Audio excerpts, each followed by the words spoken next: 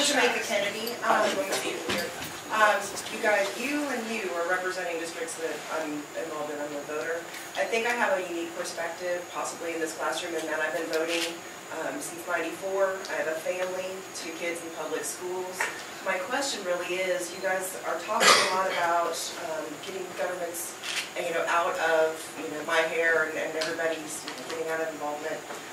And you're talking about how competition breeds, excellence. But what about people that don't start off on a level playing field? I mean, part of the reason we have some of the programs that I get the feeling you think are, extra unnecessary is level that playing field so that everybody has a chance to excel.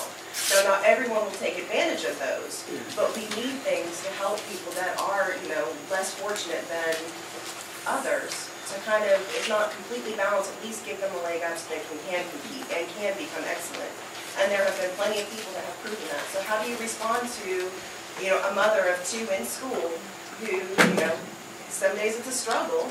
I'm married, but I mean, even with that, we're not in the upper tax bracket. Well, and talking about taking away things or limiting things that would help. But you heard me also say that we'd be giving you. By taking away all of the government, by that intrusion, we'd stop the inflation, which puts you. I mean, I don't know that you have. I know that my employees haven't really gotten a raise in the last 2 years, but inflation's gone. So at the same time, I'm hurting them. We're hurting them as a country. We're hurting everyone. But the thing about it is, keep in mind, when did we start welfare programs? When did we start the war on poverty? And then tell me, you say that more people are better off, and we have plenty of examples. But tell me, are they really? Can you do the percent? Do you know the percentage of people on poverty then versus the people in poverty now?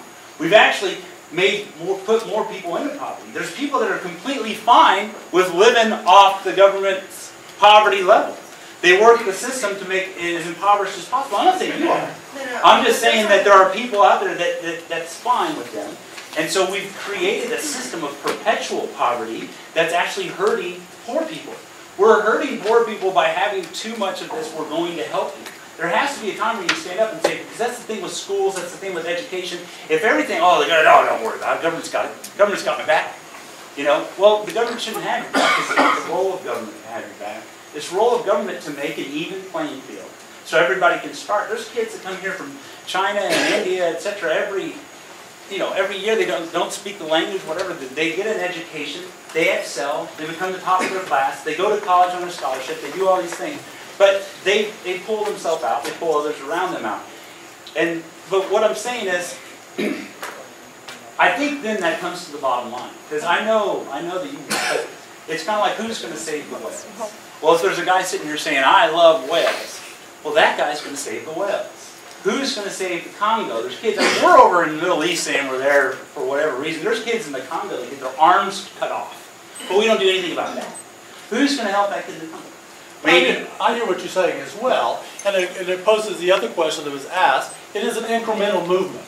So it's not tomorrow we're going to cut off every program that happens to lift people up, such as the Head Start programs with the lunch programs and those kinds of programs. Everything is incremental. But if we can start moving out with government reduction in the life of business that hires people that can give greater assets, a good example is just employing people. What's your Social Security? How much do you pay? Oh, me? Yeah, what's the Social Security? The actual percentage? No, the percentage. What do I pay? It's like 0.635. Well, we pay about, the employer pays about 7% and the other person pays 7%. You pay 7%. So that's 14% right there off the bat. Then it says your employer is paying half of your Social Security.